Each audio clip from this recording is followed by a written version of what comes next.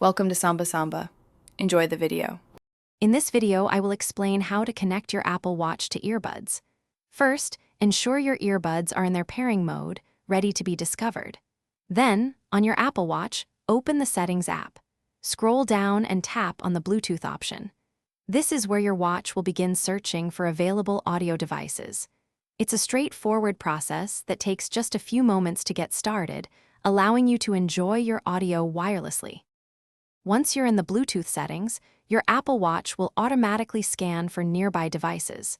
You should see the name of your earbuds appear in the list of available devices. Simply tap on their name to initiate the pairing process. Your watch might ask for confirmation, or your earbuds might give an audible cue.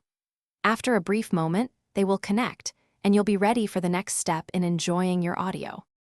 With your earbuds successfully paired, you can now enjoy audio directly from your Apple Watch. Open the Music app or the Podcasts app on your watch. Select the song, album, or podcast episode you wish to listen to.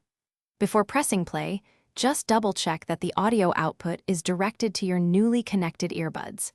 This ensures your sound goes straight to your ears, providing a seamless listening experience on the go.